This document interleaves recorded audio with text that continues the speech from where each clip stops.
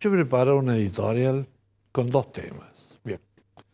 El primer tema es un tema que me llama la atención, ha sido poco comentado. Y te voy a decir que es un tema que merece mucha atención de parte de todos los ciudadanos argentinos. ¿Cuál es? Fíjate que en la semana del 13 al 17 de mayo, yo me enteré por el diario La Nación, se desató, vio a la luz pública una crisis en la Corte Suprema de Justicia de la Nación, que es grave. ¿Por qué? Porque vos sabés que la Corte Suprema de Justicia de la Nación en este momento está compuesta por 4 ministros. El doctor Carlos Rosenkrantz, Horacio Rossetti, Juan Carlos Maqueda y Ricardo Lorenzetti. Pasa que la mayoría de la Corte, o sea, 3 de estos, que son Rosenkrantz, Rossetti y Maqueda, le cortaron las atribuciones porque la dividieron a la Secretaría Penal de la Corte, donde la ocupa un doctor Fernando Arnedo. El ministro Lorenzetti, que es un hombre con mucha vocación de poder, aunque estemos hablando del más alto tribunal del país, se sintió mal, porque ya le habían cortado el poder hace 10 años. Él había sido durante 15 presidente de la Suprema Corte.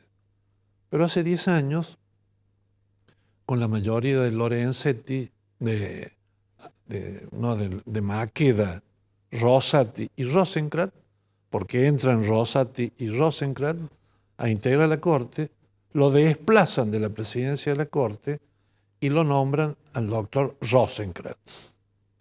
Te digo, fue hace muchos años, porque se conmemoró una fecha de la Convención Constituyente del 94 en Santa Fe, que yo fui, y ya en ese momento, en el acto de apertura oficial, estaba Rosenkrantz como presidente de la Corte. Lorenzetti había sido desplazado. Pero, ¿qué es lo grave de esto? Fíjate que en la Corte, los argentinos tenemos la última instancia para la protección de nuestro patrimonio, nuestra vida y nuestra libertad. Y la Corte, dentro de los 3 poderes que integran el Estado, es el organismo que mejor testimonio debe dar de dignidad, de templanza y de sabiduría. Porque eso nos da tranquilidad a todos, que cuando por un conflicto que afecta a uno o más de los ciudadanos argentinos llegan a la Corte, saber que el conflicto va a ser resuelto por hombres sabios.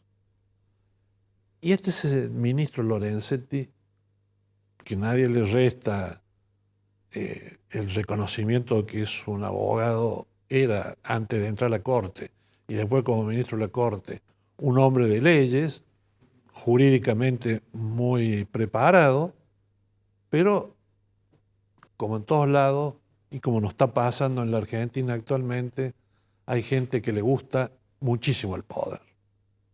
Y no admite ser desplazado del poder. Pero estos 3, que hacen mayoría, lo han desplazado. Más, él dice que al cortarle por la mitad las atribuciones al secretario penal, a este doctor Arnedo, se las están recortando a él. Lo que no es cierto, porque él no puede confundir la figura de un secretario con la del ministro de la Corte. A mí me llamó poderosamente la atención y se me encendió una alarma en mi interior, porque no podemos admitir que haya diferencias en todos los tribunales. Puede haber diferencias de criterio en todas las cámaras de apelación del país, que están formadas por 3 o más miembros. Por supuesto, hay gente que tiene un enfoque del derecho A y otro que pudiera tener un enfoque B. Es normal cuando está integrada el organismo por hombres inteligentes. El disenso, no la discusión, el disenso es lo que dinamiza el andar de quien tiene que juzgar nuestras conductas. Y acá se ha puesto en tela de juicio la autoridad de la Corte. Fíjate que es tan importante la Corte que los otros tres se han defendido dando una declaración que dice: la Corte está gravemente preocupada, no le contestan al ministro disidente en forma personal y directa, por la cantidad de causas que se están acumulando.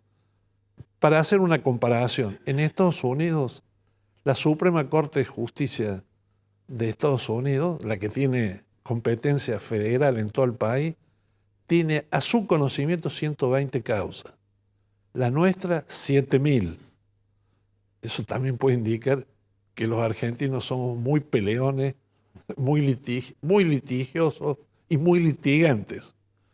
Entonces dice, cuando la justicia es lenta, no hay justicia. Y en la Corte, fíjate vos los casos en que están en este momento sujetos a la última palabra del alto tribunal. Nada menos que Otesur y los Sauces. El pacto de Irán. El caso del accidente ferroviario del 11 de marzo, donde está debido en la picota. Y la conducta de Cristina Fernández de Kirchner, que está condenada por 6 años por corrupción y, en palabras para que la gente entienda criolla, de robo a los bienes del Estado que ella tenía que tutelar y vigilar. Sí, la doctora Fernández de Kirchner ha sido condenada ahora ya 7, 8 meses. Y esto tiene para largo para su resolución. Por eso, vean ustedes la gravedad de que el alto tribunal tenga conflictos internos. Porque todos esperamos ver docencia. Porque si los argentinos vemos que la Corte en 5 meses o 6 meses, en el caso de Cristina Fernández, confirma la sentencia de la Cámara de Casación Penal que la condenó a 6 años por corrupta, va a decir, bueno, ha llegado la hora de la justicia. Acá somos iguales ante la ley. Pues si no, vos tenés ciudadanos comunes para los cuales el tiempo que corre para dictarse la Corte no tiene plazos, es uno, y para cuando hay un personaje como estos, Devido, Cristina Fernández, esta gente que, digamos, robó el país, hay otros tiempos. La dilación, la extensión en el tiempo, no son tratados iguales. Y el artículo 16 de la Constitución Nacional dice que todos somos iguales ante la ley. Y acá eso no se estaría cumpliendo. El segundo caso que yo quiero tratar es algo que parece remanido, pero ha sido tratado mucho esta semana, que es el caso Milei versus Sánchez. Es de público notorio que ha habido un conflicto, existe actualmente, entre el jefe del Estado español, o sea, presidente del Consejo de Ministros, Pedro Sánchez, que pertenece al Partido Socialista Obrero Español, al PSOE, y Javier Milei. Y no porque yo sea argentino, pero el que inició el ataque personal a nuestro presidente Milei fueron miembros del gobierno de España. El ministro de Transporte, Fuentes, dijo que el presidente Milei se drogaba, tomaba sustancias, dando a entender que era un drogón. La vicepresidenta del gobierno español, Yolanda Díaz, dijo que era un odiador serial y otros denuestos que lo descalificaban. Por supuesto, nosotros hemos visto, porque es público también, el carácter del señor Milei. Le acercan algún motivo que lo enoja y arde. Y Milei le contestó con munición gruesa, pero lo grave de acá es que un problema personal no lo podés hacer problema nacional.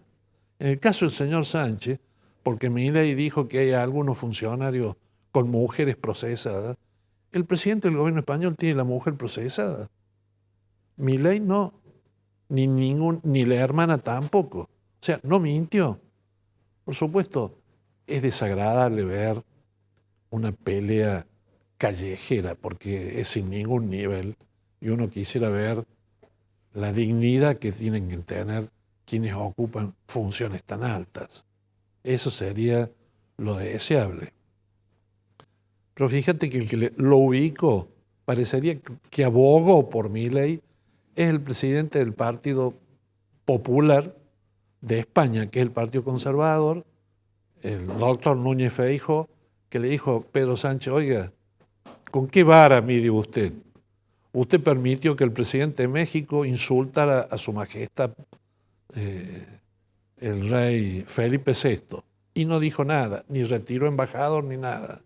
Se declaró firme partidario de Ucrania, país al que va a apoyar en la guerra con armas y todo demás, y no retira su embajada en Rusia.